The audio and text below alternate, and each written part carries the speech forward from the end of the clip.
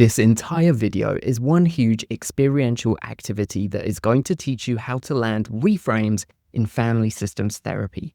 I've got a 5-part framework for reframes called Frame, and I'm either really embarrassed by that or very proud of it. I can't quite tell yet. But either way, I'm going to teach you how to use reframes because I really don't think anyone explicitly explained what a reframe is or what makes a reframe work, much less how to formulate one or how to make them effective. I think that leads to many people thinking that they're offering a reframe, but really they're just giving a nicer description of the same problem. A real good reframe in family therapy does something very specific. It doesn't argue with the family's facts. It doesn't tell them that they've been seeing things wrong. A really good reframe changes the family's view of the same facts so that identical information suddenly means something a little bit different. And when you land a reframe, you can feel it and the family can do something with it too. So I'm not going to waste too much of your time with the theory. We can dive right in and I'll explain more along the way. So go grab pen and paper and let's play the reframe game.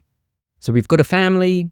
The Coopers, mum and dad, have been together 22 years. Their son Jake is 15 and he's spent the last 8 months retreating more and more into his room. He barely speaks at dinner. He's stopped playing football. His grades are tanking. Both of his parents are very frustrated and confused.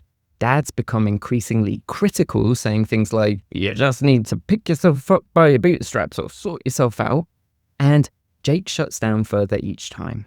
In the room, mom sits between them trying to soothe things over, and essentially they come to therapy to ask for your help with one shared belief that Jake's got a problem and you need to fix it. The first step in Frame is focus on the family. It's the most important part because a reframe in family systems therapy is usually all about moving from an individual explanation of a problem to a relational one. So if you were wondering when you even use a reframe in family therapy, that is your answer. It's when the family has a very centralized focus on the IP, which is normally the child or the teen. And the family thinks that they are in family therapy to watch you fix their kid. So a reframe doesn't fix the problem. It changes who the problem belongs to. And one of our first jobs with any family is to place the symptom back in the relationship system where it belongs.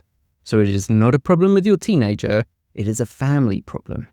So round 1, are you ready? The Coopers arrive and tell you that Jake has just stopped trying. He doesn't care about school, he doesn't care about us, he just sits in his room. We don't know what's wrong with him.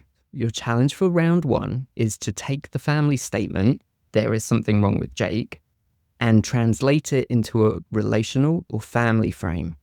You don't need to use elegant language yet. We've got 4 more steps to learn how to do all of the complicated stuff.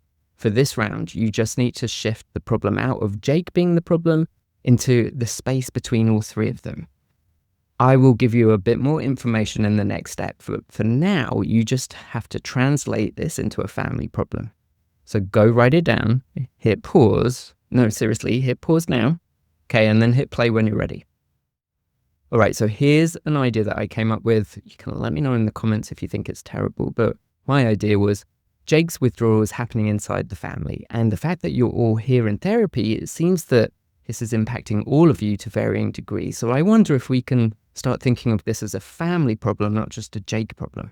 So why it works? Well, we haven't changed any of the facts. Jake's still withdrawn, but we have moved the problem from being something inside Jake to something between all 3 of them. Dad is no longer the frustrated critic standing outside of the problem. He's now part of it. And that can really change how family therapy works. Now, before I go on, if we've not met, my name is Oliver. I'm a marriage and family therapist here in Los Angeles, and I have found structural family therapy to be a game changer when it comes to working with families, and specifically when I was the clinical director of a residential treatment center for adolescents. If you are interested in knowing more about family systems or family therapy, I've just launched a new family systems newsletter. I send out a weekly email with family systems tips, case studies, techniques, PDFs, and I also have an entire course on family systems called Family Systems Step by Step, which I'll tell you about too. Okay, step 2 is reinterpret, don't relabel. Sometimes therapists think a reframe is as simple as swapping a negative label for a positive one. So something like, Jake isn't lazy, he's just sensitive. That is relabeling, and it kind of fails in family systems work because the family know their facts. If your new frame doesn't fit the evidence they've already lived and shared with you, they're going to feel dismissed, or worse, feel patronized. So a good reframe has to work with the family's story, not against it. So we kind of have to accept some of the family's diagnosis and a little bit of their evidence, but change what it means. So in round 2, the family's evidence is we've tried talking to him, we've tried being understanding, nothing works. He doesn't respond, he's just given up on everything. Round 2's challenge, keep the parents' observation. Jake isn't responding, Jake seems shut down, but find a reframe that fits those same facts and opens up a new meaning.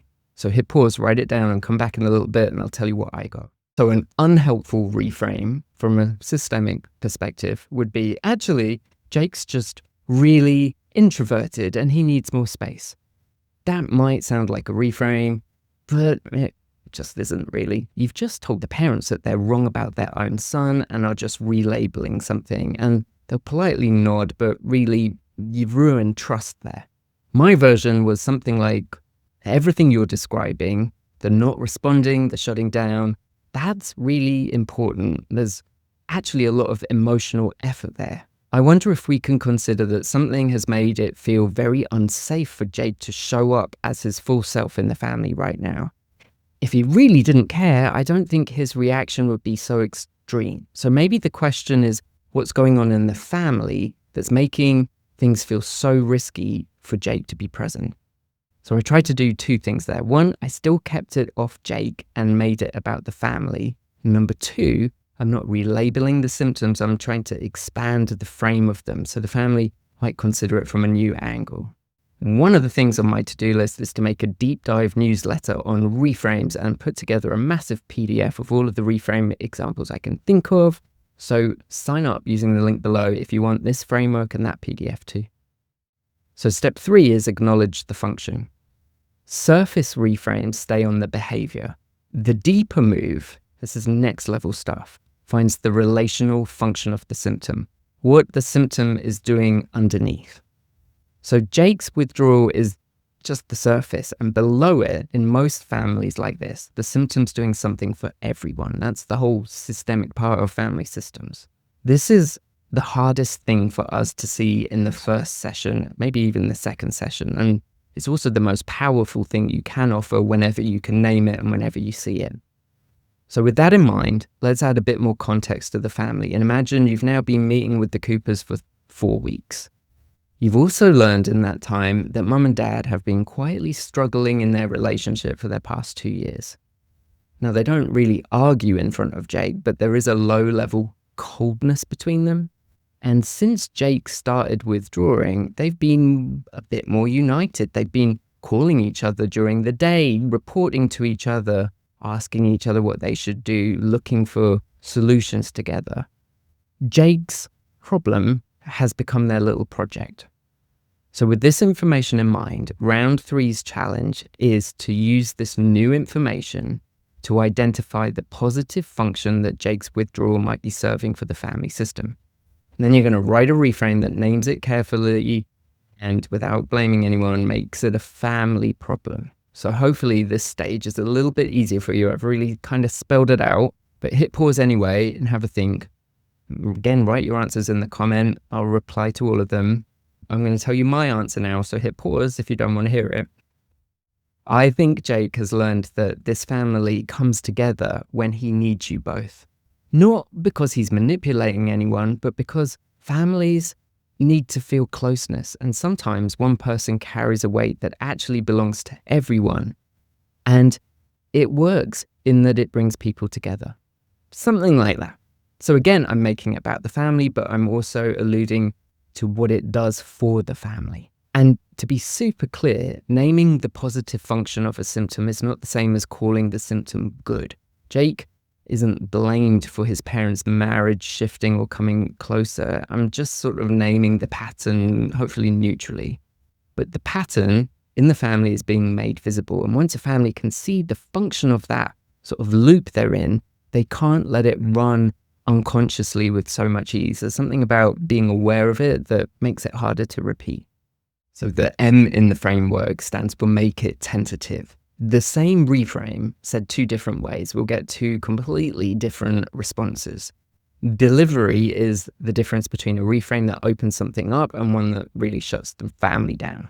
It's helpful to remember that reframes are not a diagnosis. They're more like an invitation.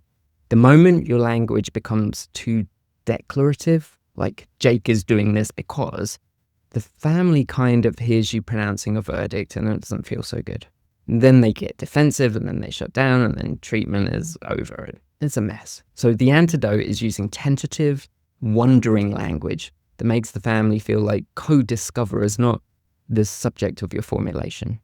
So in this stage of the challenge, and get ready to hit pause again, is to make what you wrote in the last round sound a bit more tentative or collaborative. Okay, hit pause now. Before I tell you my answer, let's compare these two versions. Version A, Jake is protecting the parental relationship by drawing attention to himself, and his withdrawal is serving a homeostatic function in the family system. Version B, I've been sitting with something and I want to share it carefully because I might be getting this wrong. I wonder whether Jake has, without anyone really knowing it, including himself, found a way to keep this family's attention pointed towards him, not in a manipulative way, but out of love. Maybe because he loves his family so much, he's decided to withdraw and retreat. Both version A and version B describe the same systemic observation. One is going to get the family thinking, the other's probably going to have their eyes glaze over. So hopefully my version's somewhere in the middle of those two extremes. I want to share something with you and tell me if it feels off, but I've noticed from what you've said that you two have become much closer ever since Jake started withdrawing more. I wonder if his symptoms are helping you become closer in some way. Would that be something that resonates with you? Okay, so again, I'm being very tentative. I'm trying to draw everyone in. I'm not saying it's hopefully not blaming Jake or the parents. I'm just sort of depositing it as a question and I'll see what happens. The final step is E, exit with an opening. So a reframe isn't finished until it makes something possible. So this final layer turns the new frame from a perception shift into an invitation for change. So once you've offered your reframe, tentatively, with care, not blaming anyone, you need to leave a door open. And you do that by wondering what the family can do differently now. What does the new frame make possible that the old one didn't? Without this layer, even the best reframe is just an interesting idea. And if you can get this part in, it actually becomes a direction. You built 4 different versions of a reframe across these 4 rounds. The Coopers arrived believing Jake is the problem. You've moved the problem into the relationship system. You've kept the facts but changed the meaning. And you've also named the positive function Jake's withdrawal is serving. You've delivered all of that collaboratively and tentatively.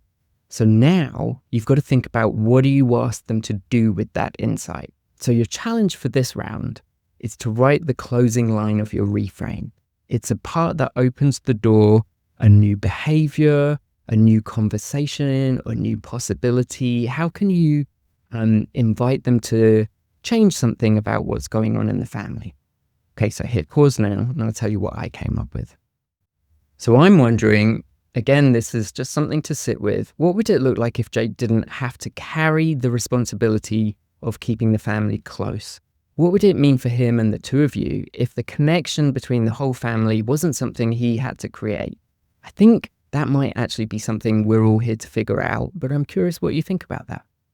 So hopefully I've just handed the family a completely new story about what's been happening. The old story that Jake is broken offered nowhere to go except somebody's got to fix Jake. This new story offers a different project entirely. What happens when the family can come together without Jake having the symptoms?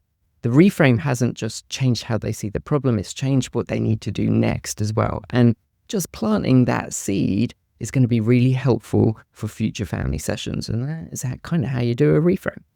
That was the frame model. Focus on the family, reinterpret, don't relabel, acknowledge the function, make it tentative, and exit with an opening. And I really hope this exercise and going through these 5 steps has helped you understand a little bit more about how to make a reframe in family systems therapy. And don't forget, if you sign up for Family Systems, hit my Family Therapy newsletter, you can be sure you'll get the PDF to this email in the next week or so. And if you're watching sometime in the future, probably be in the archives. All right, until next time.